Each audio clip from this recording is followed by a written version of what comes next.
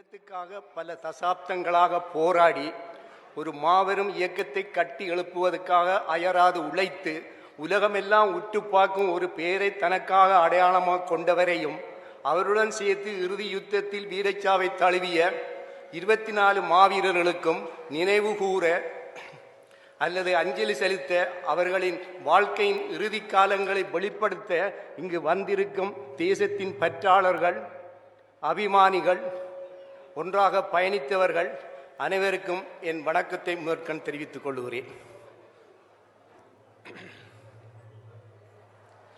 இவர்களின் வீரச்சா தமிழீழ ஆயுத போராட்ட வரலாற்றில் அழியாத அடையாளமாக நிற்கின்றது.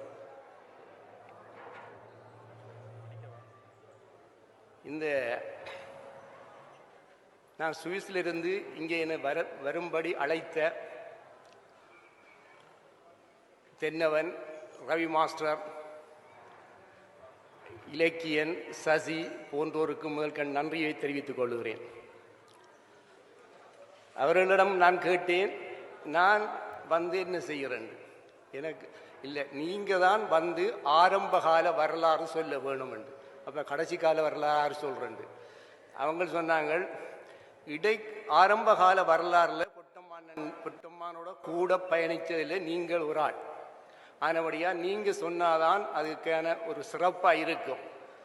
அப்போ அதில் ரவி மாஸ்டர், தென்னவன், இலக்கியன் போன்றவோரோட நான் ஒரு கலந்துரையாடலில் ஈடுபட்டேன். அப்போ நான் சொன்னேன்டா, நான் பொட்டம்மானை சந்தித்த நாள் இருந்து இந்திய உண்ணாவிரதம் இருந்த நாள் வரையும், அவர் உண்ணாவிரதம் இருக்கல, திலிவண்ட உண்ணாவிரத நாள் வரையும் தான் நான் என்னால் உரையாற்ற முடியும். அடுத்த கட்டத்துக்கு போக முடியாது. என்னில் ஒரு பழக்கம் இருக்குது, நான் நேரடியாக சந்தித்த சம்பவங்களை மட்டும்தான் எல்லாரும் கூற முடியும். கற்பனைக்கு காது வாங்கி பல நூல்கள் எல்லாம் வெளிவந்திருக்கு, எல்லாம் தலகுகளாக இருக்குது. அதுகளை திருத்த வேணுமெண்டா என்ன காந்தண்டா நீங்கள் வாரது நல்லம். அப்போ எனக்கான நேரம் எவ்வளோண்டு கேட்டேன். 15 நிமிஷம் வேண்டாரு. நான் காணாதுன்னு சொன்னேன். அதுக்கு பிறகு கதைச்சி அது 18 நிமிஷமாக்கி தந்திருக்கிறார்கள். அவரை சந்தித்த நாளிலிருந்து அந்த குறிப்பிட்ட கால 5 வருஷத்துக்கான அந்த உறவு பற்றித்தான் நான் இப்போது உங்களுக்கு உரையாடப் போகிறேன். அதான் ஒன்று சொல்லி, எனது உரை பொட்டம்மான் பற்றியதாக இருக்கும். அதுவும் அவருடைய ஆரம்ப போராட்ட காலம் மட்டும்தான் அடங்கும். யாழ்ப்பாண நாயர்மார்கட்டில்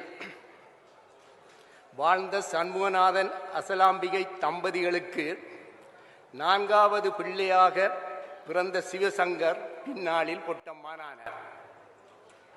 இவரது தங்கை சிவரஞ்சினி இயக்கத்தில் இணைந்து கேப்டன் அருந்ததி என்ற பெயரில் களமாடி வீரச்சாவடைந்தார்.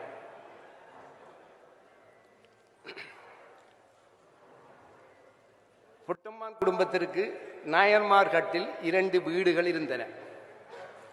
ஒரு வீட்டில் அவரது குடும்பம் இருந்தது. மற்ற வீட்டில் அந்த காலத்தில் புலிகளுடன் தொடர்புபட்டிருந்த பசிர்காக்கா தங்கியிருந்தார்.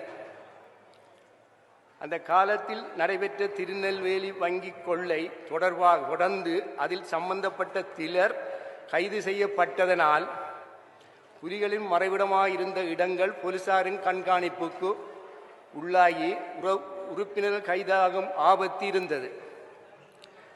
புலிகளின் முக்கிய உறுப்பினர்கள் தலைமறைவாகி தங்குவதற்கான இடமாக பசிர்காக்கா தங்கியிருந்த வீடு புலிகளால் பயன்படுத்தப்பட்டது.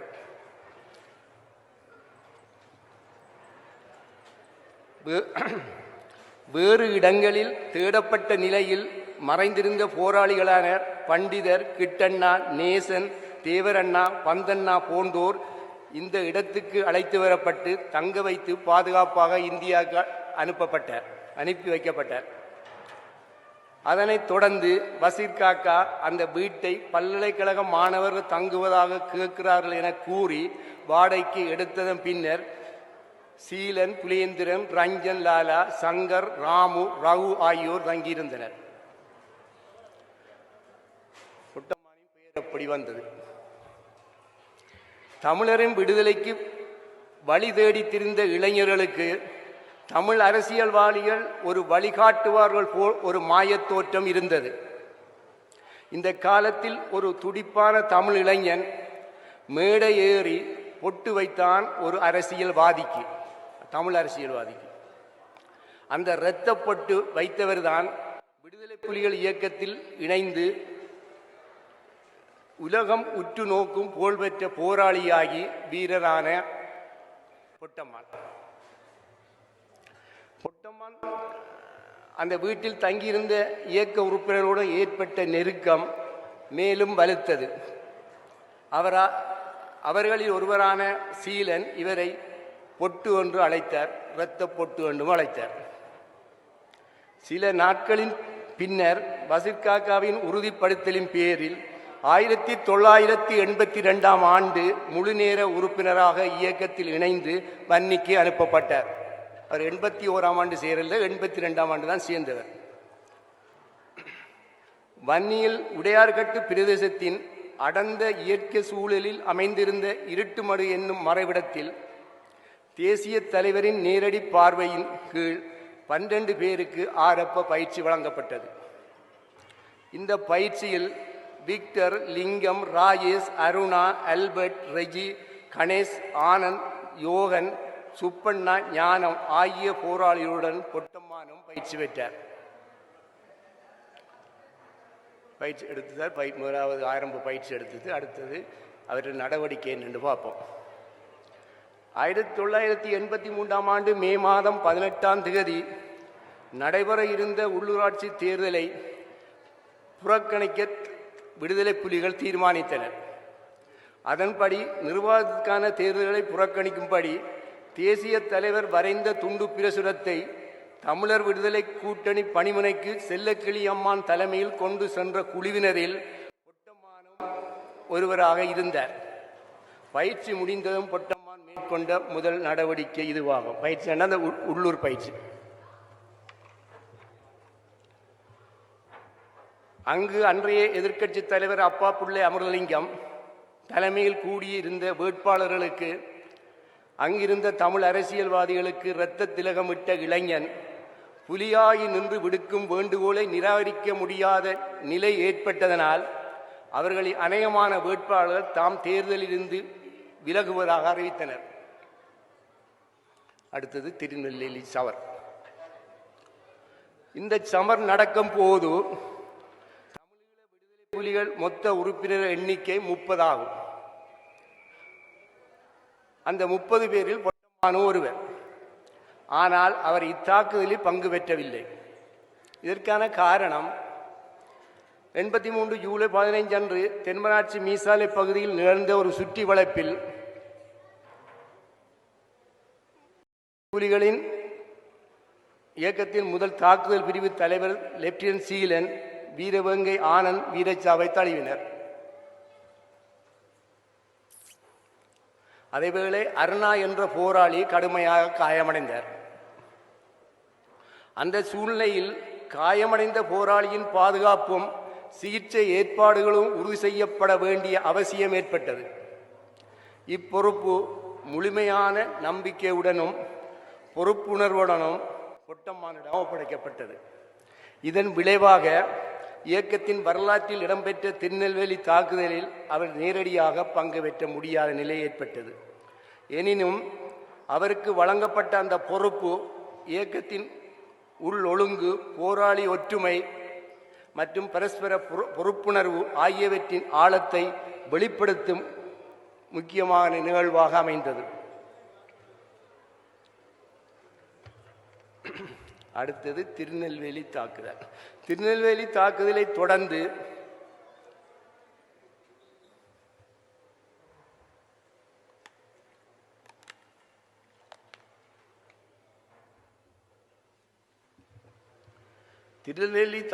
தொடர்ந்து வந்த கலவரத்தின் பின்னர் இந்திய அரசு தமிழ் இளைஞர்களுக்கு ஆயுதம் பயிற்சி வழங்க முடிவெடுத்தது.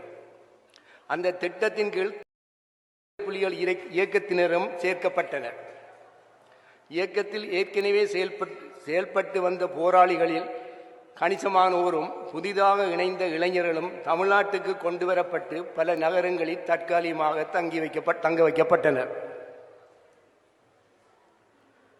அந்த நாட்களில் இயக்கத்தின் மூத்த உறுப்பினர்களில் ஒருவரான பொன்னம்மான் தலைமையில் 100 பேர் கொண்ட ஒரு அணியினர் கர்நாடக மாநில தலைநகரான பெங்களூருக்கு அழைத்து செல்லப்பட்டனர். அந்த 100 பேரும் ஒழுங்காக 10 பேர் கொண்ட அணிகளாக பிரிக்கப்பட்டனர். இதில் ஒரு அணிக்கு பொட்டம்மான் நியமிக்கப்பட்டார். விசேட பயிற்சிக்கு போறார். அதில் ஒரு அணிக்கு தலைமை கொண்டு போறார். அவரை நான் முதல் சந்தித்தது அங்கேதான். இதில் ஒரு அணி அவரை பெங்களூரில் தொடங்கிய அந்த பயணம் இந்தியாவின் பல மாநிலங்களை ஊடறுத்த நீண்ட பயணம். அது இந்த பயணம் உடலுக்கும் மனதுக்கும் சவாலாக இருந்தது. உயரமான மலைப்பாதைகள், சுருண்டு செல்லும் சாலைகள், கடுமையான குளிர், இவை அனைத்தும் சேர்த்து பலருக்கு தலைச்சுற்று, வாந்தி முதலான உபாதைகள் ஏற்பட்டன. ஆனாலும் யாரும் பின்னடையவில்லை. பல மணி நேரங்களின் பின்னர் இறுதியில் உத்தரது பிரதேசத்தில் இருந்த அந்த பயிற்சி நிலையத்தை அடைந்தோம். அடுத்த நாள் ஓய்வு. பயிற்சி ஆரம்பம். ரெசிஸ்டன்ட் warfare அந்த பயிற்சிக்கு ஆங்கிலத்தில் சொல்வார்கள். இது ஒரு கெர்லா போர் முறை. அதுதான் இந்திய இராணுவம் எங்களுக்கு தந்தது. அந்த பயிற்சி எங்களுக்கு திறனை மட்டும் அளிக்கவில்லை, அது எங்களை மனதளவில் மாற்றிய ஒரு அனுபவமாக இருந்தது. அந்த அனுபவம் பயிற்சி வழங்கியவர்களுக்கும் ஏற்பட்டது. பயிற்சி நேரத்தில் அவர்களுக்கு பொன்னம்மான் சொன்ன விடயம், ஒரே தாக்குதலில் ஒரே நேரத்தில் 13 படையினரை கொன்றோம். இது அவர்களுக்கு புதிய அனுபவமாக இருந்தது. எங்கள்கிட்ட பயிற்சி எடுக்கிறாங்க, எந்த இதுகளும் இல்லாமல் ஒரே நேரத்தில் 13 இராணுவத்தினரை கொண்டிருக்கிறாங்கள்ன்றா அவங்களுக்கு அது கொஞ்சம் கடினமாக இருந்தது. தங்களது சொந்த ஆயுதங்கள் மூலம் இவ்வாறான நடவடிக்கையை மேற்கொண்டவர்களுக்கு தாம் பயிற்சி வழங்குகிறோம் யதார்த்தத்தை புரிந்து கொண்டனர். அங்கே பயிற்சி பெற்று சென்ற ஏனைய இயக்கங்களுக்கு இப்படியான அனுபவம் இல்லாதவர்கள் தானே. அது 5 இயக்கத்துக்கு பயிற்சி நடந்தது. விடுதலை புலிகளும் உண்டு. அது வேறு இடங்கள்லாம் நடந்தது. அத்தோடு 3 மாதங்கள் நடைபெற்ற இந்த பயிற்சி காலத்தில்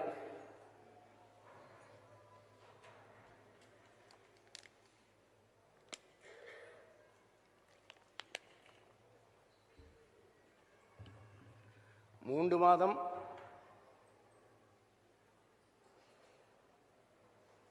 மாதம் நடைபெற்ற இந்த பயிற்சி காலத்தில் தேசிய தலைவர் அங்கே வந்தார். அவருடன் பின்னாளில் புலிகளின் வான்படை தளபதியாக விளங்கிய சங்கரனாவும் வந்திருந்தார். தலைவர் பயிற்சி பெற்று கேட்டபோது பொன்னம்மான் சொன்னார்,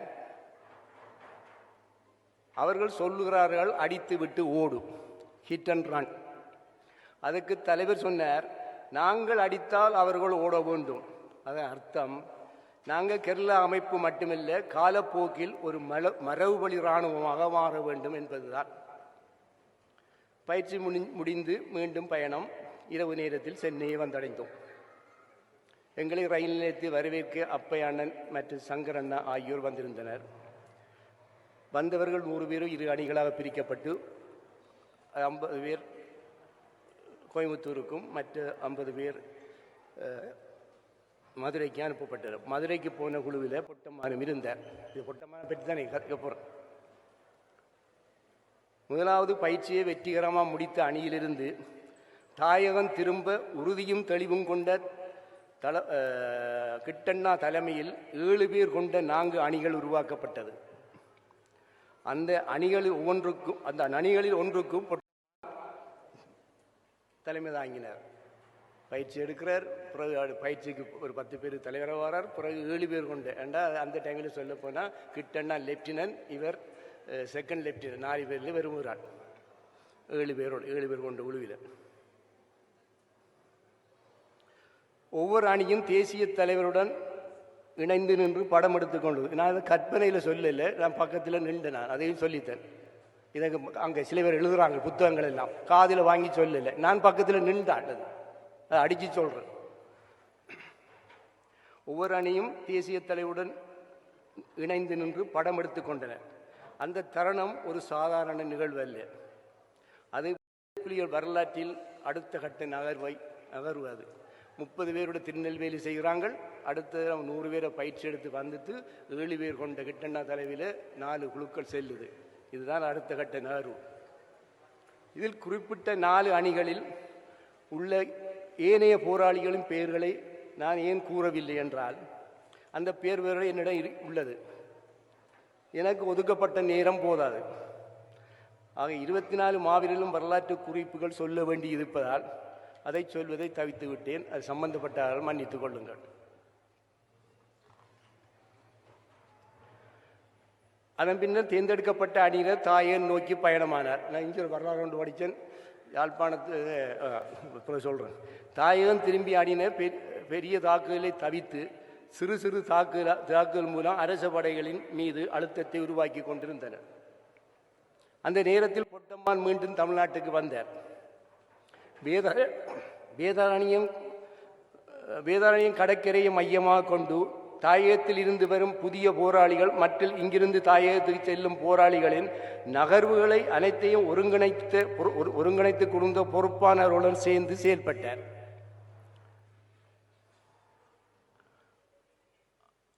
அந்த நிலையில் 85ஆம் ஆண்டு இறுதி பகுதியில் தமிழீழ தாயக நிலைமைகளை கண்டறிய நெடுமாறன் ஐயா அவர்கள் கடல் வழியாக பயணம் மேற்கொண்டார். அந்த பயணத்தில் அவர் மூதூருக்கு சென்ற வேளை போராட்ட வரலாற்றில் புலிகளால் முதல் சுட்டு வீழ்த்தப்பட்ட ஸ்ரீலங்கா விமானப்படைக்கு சொந்தமான உலங்கு வானதி விழுந்த இடமான கூனித்தீவு எனும் இடத்துக்கு சென்று பார்வையிட்டார். அந்த பயணத்தின் போது அவருடைய பாதுகாப்புக்கு பொட்டம்மான் லிங்கம் பொறுப்பாக இருந்தனர். இது அனைவரும் புத்தகங்களை பார்த்துருக்கிறது, படம் இருக்குது. மீண்டும் அனைவரும் தமிழகம் திரும்பினர். பின்னர் தமிழ்நாட்டில் இருந்து தாயகம் திரும்பிய பொட்டம்மான், இது முதல்வர் தொண்டு பாதிச்சு பார்த்தோன்னா அங்கே இந்தியாவில் பயிற்சி முடிஞ்சனே பொட்டம்மான் நேரடியாக மட்டக்களப்பு போனது. இப்போ நான் சொல்கிறத கேளுங்க. பின்னர் தமிழ்நாட்டிலிருந்து தாயகம் திரும்பிய பொட்டம்மான் 86ஆம் ஆண்டு பிப்ரவரி மாதம் மட்டம்பாறை பிராந்தியத்துக்கு வந்து சேர்ந்தார். அன்று பிராந்திய தளபதியாக அருணா இருந்தார். பொட்டம்மான் அங்கு வந்ததிலிருந்து அவரது செயற்பாடுகள் அனைத்தும் அந்த பிராந்தியத்தை மையமாக கொண்டதாகவே இருந்தன. 87ஆம் ஆண்டு மே வரையும் கிட்டத்தட்ட 1.5 வருட காலமாக அவர் மட்டம்பாள் பிரதேசத்திலே செயல்பட்டார். தளபதியாக இருந்த அருணா 27/4/86 அன்று தாயகத்துக்கு பாக்கு நீரண வழியாக விசைப்படையில் வந்து கொண்டிருந்த போது இலங்கை கடற்பணியினர் தாக்கினர். அந்த தாக்குதலில் படகு மூழ்கடிக்கப்பட்டதாகவும் அதில் இருந்த அனைவரும் கொல்லப்பட்டதாகவும் இலங்கை ஊடகங்கள் செய்தி வெளியிட்டன. இந்த சம்பவத்துக்கு பின்னர் பொறுப்பை ஏற்ற குமரப்பா பெரிய தாக்குதலை நடத்த வேண்டுமென்ற உறுதியுடன் போராளிகளை ஒன்றிணைத்தார். போராளிகள் குடிமிமல பகுதியில் ஒன்று திரண்டனர். அந்த நிலையில் 27/6/86 அன்று ஒரு துயர் சம்பவம் நிகழ்ந்தது. மட்டம்பாறை மாவட்ட தாக்குதல் பிரிவின் பொறுப்பாளர் கேப்டன் ஜிங்கலி, துணை பொறுப்பாளர் லெப்டினன்ட் கஜன் உள்ளிட்டோர் தங்கியிருந்த முகாம் ஸ்ரீலங்கா இராணுவத்தினரின் முற்றுகையிடப்பட்டது. பொட்டம்மான் உட்பட பல முன்னணி போராளிகள் முற்றுகையை உடைத்து முகாமுக்குள் சென்று பார்த்தபோது ஜிம்கலி கஜன் உட்பட 10 போராளிகள் வீரச்சாவை தழுவிக்கொண்டனர். இதற்கு பதிலடியாக மட்டக்களப்பு மாவட்டத்தில் மாங்கேணி என்னும் இடத்தில் 45 பேருடன் அமைந்திருந்த ஸ்ரீலங்கா இராணுவ முகாம் மீது தளபதி குமரப்பா தலைமையில் தாக்குதல் மேற்கொள்ளப்பட்டது. இந்த தாக்குதலில் பொட்டம்மானும் பங்கேற்றார். பொட்டம்மான் நேரடியாக பங்கு பெற்றிய முதல் இராணுவ முகாம் இதுவாகும். ஆனால் அந்த முகாம் எங்களை பொறுத்தவரையில் பெரிய வெற்றி என்று சொல்லிடாது. புலிகளின் இயக்கத்தின் போராட்ட வரலாற்றில் ஸ்ரீலங்கா படையினர் முகாம் மீது நடத்தப்பட்ட 3வது தாக்குதல் இது ஆகும். அப்போ நீங்கள் 3வது 2 யோசிக்காங்க. 1வது கொக்குலாய், 2வது குச்சவெளியில் போலீஸ் ஸ்டேஷன் அடிக்கக்குள்ள நீவிர கேம்ப் அடித்தவங்க, 3வது இது.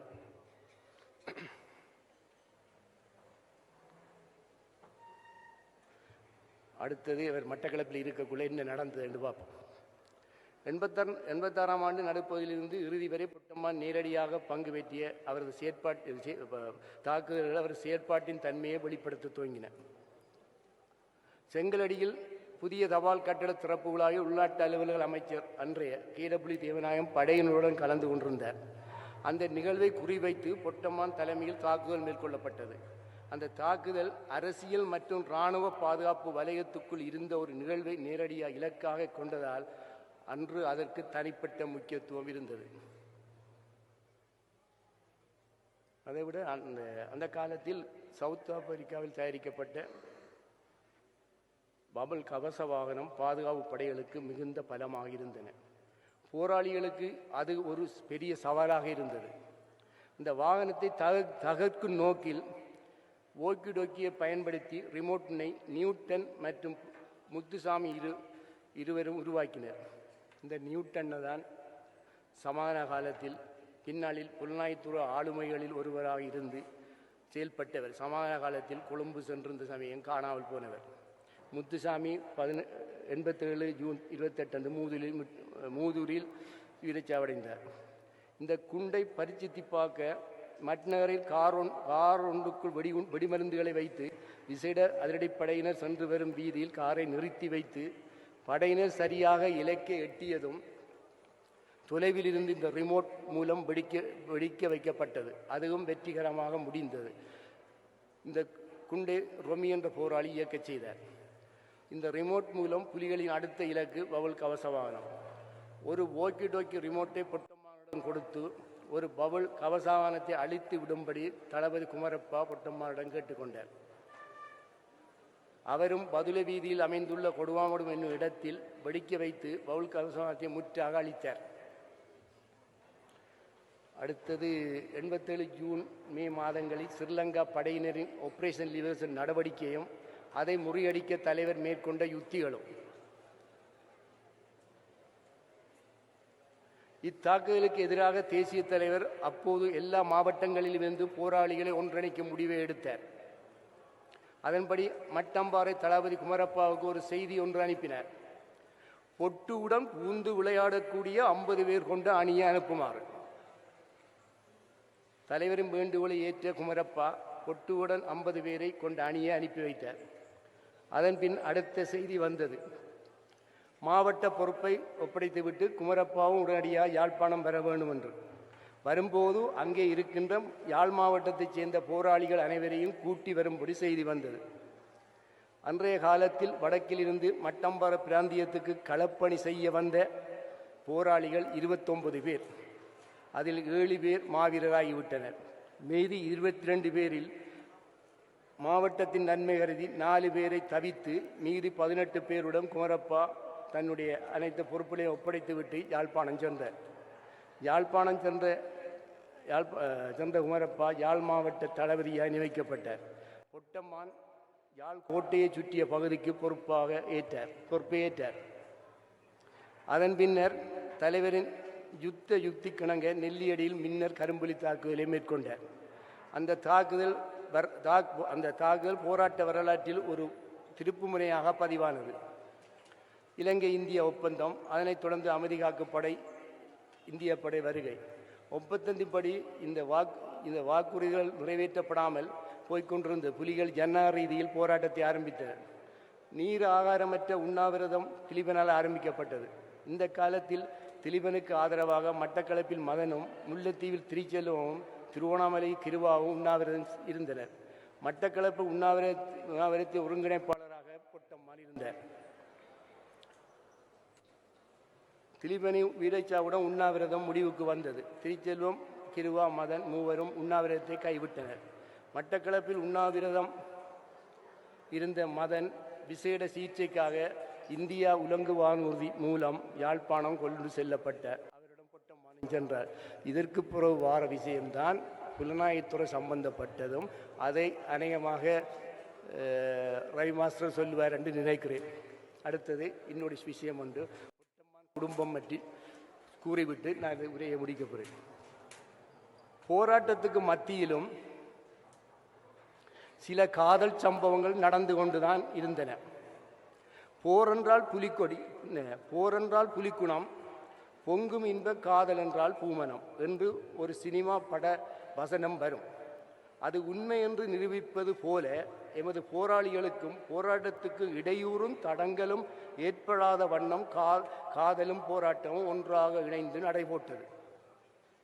இதில் பொட்டம்மானும் மட்டக்களப்பு மாவட்டத்தின் மருமகனாகி போனார். இந்த காதல் பயணம்தான் பொட்டம்மானின் கடைசி வரை கரங்கோர்த்து நடந்து வரலாறு படைத்தது.